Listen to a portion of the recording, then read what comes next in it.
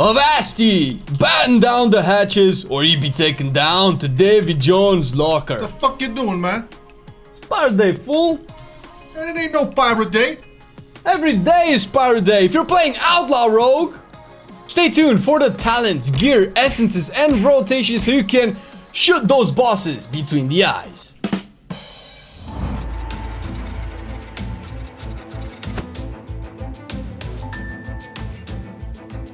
The talents didn't change much since last patch, and yes, depending on when you are watching this video, the 8.2 Outlaw nerfs would have already hit.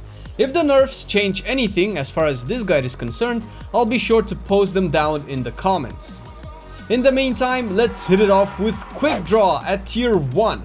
This baby makes your pistol shot procs from Sinister Strike guarantee an additional combo point and deal 50% more damage. Overall, the first row affects combo generation and damage dealing. This option is still the best on the row and it works even better with future Azerite traits down the road. Second row, nothing changed. Acrobatic Strikes. This talent is a bit misleading in the way that it works and could be quickly brushed off as subpar. First, it increases the range at which you can hit your target by 3 yards, meaning you can simply stay farther from your target, hit across small puddles of shit on the ground, and be safer overall. This also applies to AoE, aka Blade Flurry attacks, and the increase in range escalates when you consider your 360 reach, meaning you'll hit more targets, aka more damage.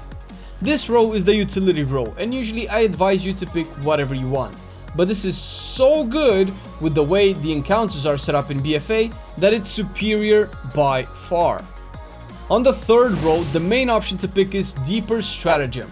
I've been looking at logs and generally high-rated Outlaw players, and this seems to be the go-to.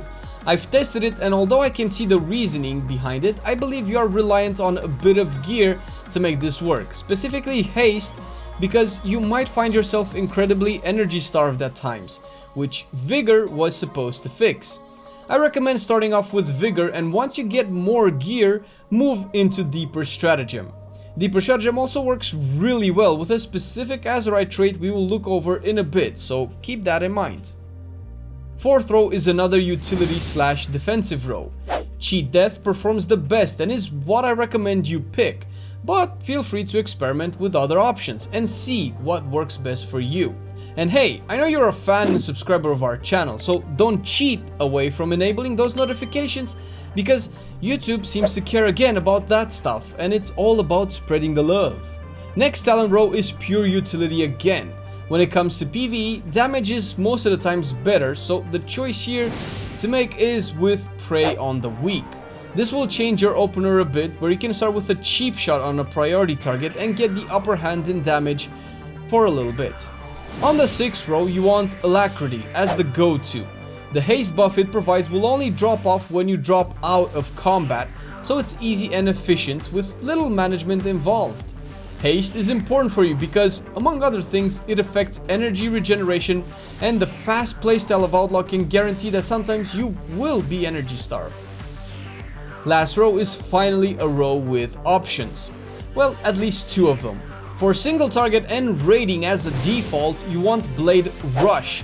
It sims the best, has the most damage output, and performs great on pure single target fights, meaning little to no adds at all. Once we are talking about more than one target consistently, or bursts of adds, either for raids or for dungeons, then Dancing Steel is the go-to. The nerf in damage this will get sucks, sure, and until we can do some proper sims, with the new iteration this will still perform the best in AoE.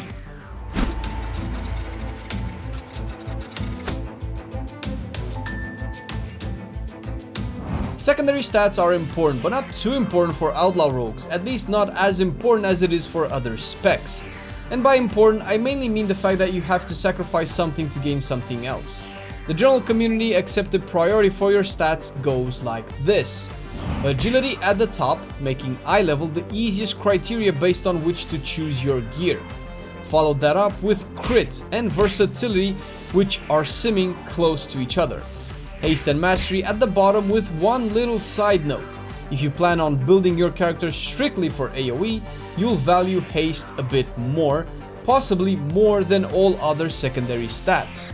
The reason I am giving you these half-assed arguments is because this all comes into play based on your own character and what gear you have.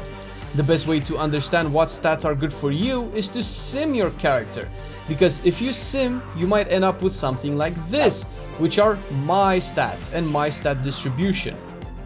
With this in mind, you can have an easier time deciding what rings and trinkets to get. And speaking of trinkets, if you want to know which are mathematically the best, visit websites like HeroDamage.com and BloodMallet.com. If you look at this average graph, you can see the best trinkets in the game for you, each with a varying degree of value based on damage output. Clearly, the very best is Ashvane's Razor Coral that drops from the lady herself. This trinket is a crit factory that can be used every 20 seconds, once to pop the debuff on the target as stacks and another to remove the stacks and give you crit based on how many stacks you removed. The second best trinkets are usually a mix of the next three that perform well in all situations. Some are better in AoE, some in single target, but without simming, just pick the ones you have.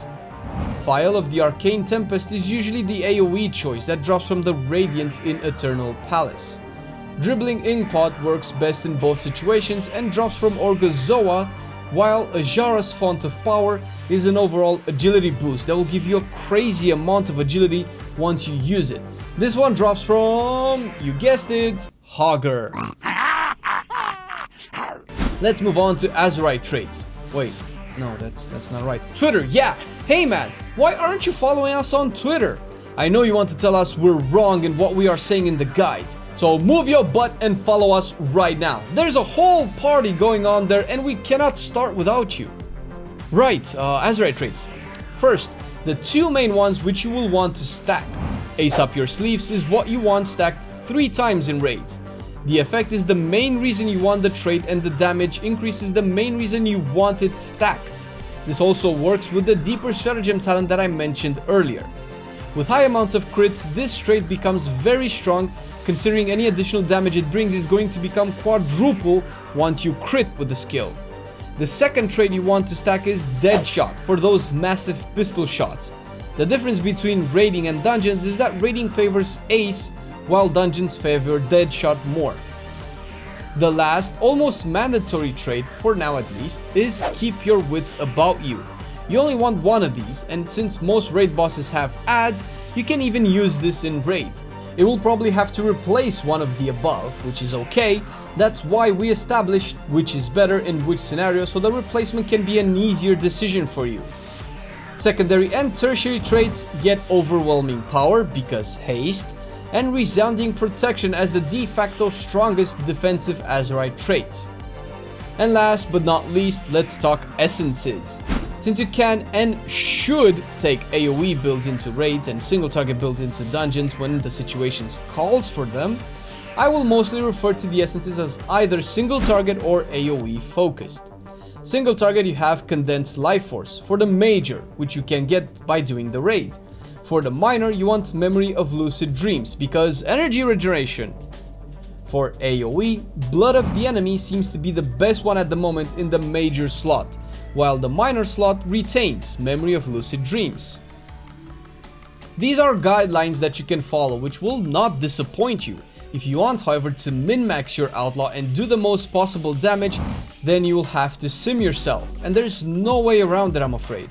Especially if you want to be king of AoE DPS.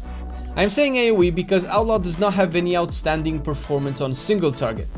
It's good, don't get me wrong, but after the 8.2 nerfs, it seems the single target or the raid performance might drop.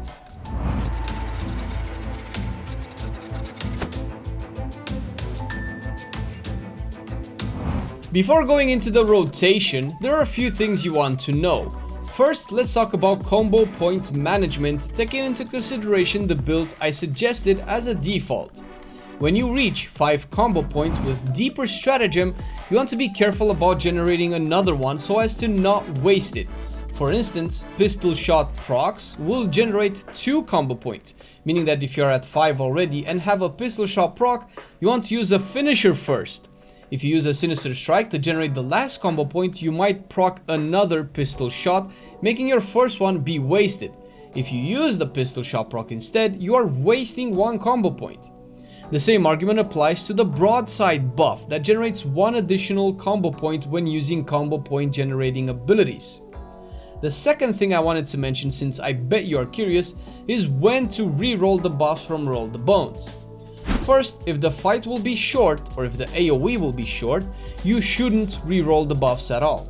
Second, if you get the Grand Melee buff, or Ruthless Precision buff, or any 2 buffs, and you do not have the Azerite traits mentioned before, then you keep them. If you have Deadshot and or Ace up your sleeve, then you only keep Ruthless Precision as a singular buff, and then any 2 buffs, but not Grand Melee. In AoE, if you have Keep Your Wits About You as the Azerite trait, which you should, and you get the solo Grand Melee buff, you can actually keep it. However, if you get Skull and Crossbones plus Buried Treasure or Skull and Crossbones plus True Bearing, re-roll them, even if there are 2 of them.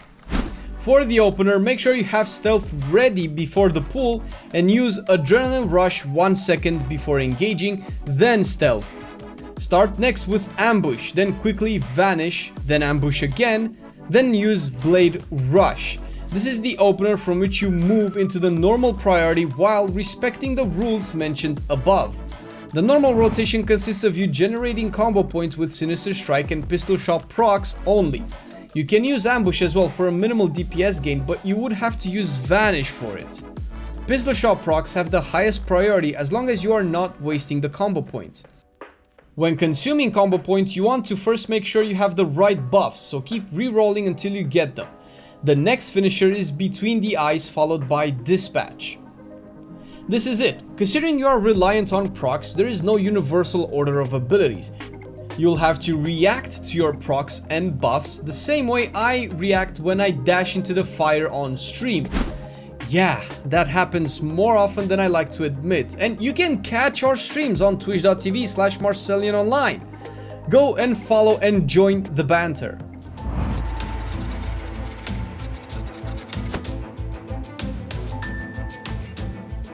When people talk about consumables, they mainly mean what you eat and drink and pimp your gear with. All consumables provide certain stats, and the ones you want should coincide with your stat priority as a general rule. As such, you want to enchant your rings with a Cord of Critical Strike. Put the Deadly Lava Lazuli gems in your sockets, with a side note that crit and haste are so close to each other, you might want to keep a steady balance between them. Moving on to weapons, for the main one you want Force Multiplier while taking Deadly Navigation on the offhand weapon. Take the Greater Flask of the Currents and Superior Battle Potion of Agility. There are 2 more DPS potions you can experiment with that are very good. I recommend the Agility one because it's universally good and has no niche in which it can outperform the other 2. Lastly, the food will be the Feast, always. Ideally because of the raw agility amount it can provide. If not, take some McDonald's for crit and you should be fine. Another fast-paced melee DPS spec that can replace Outlaw if you just feel like it is Havoc Demon Hunter, and would you look at that? We have a guide for it for 8.2. Long live and prosper, dear Patreons. Thank you for the support for our content. And if you're interested in the details to join our Patreon team, check the details below the video. Below the video is also our official Teespring link with some cool merch ready for you. Check our t-shirts, tank tops, hoodies, mugs, all branded with Marcelian and Warcrafty love. Thanks for watching the video. Have an awesome day.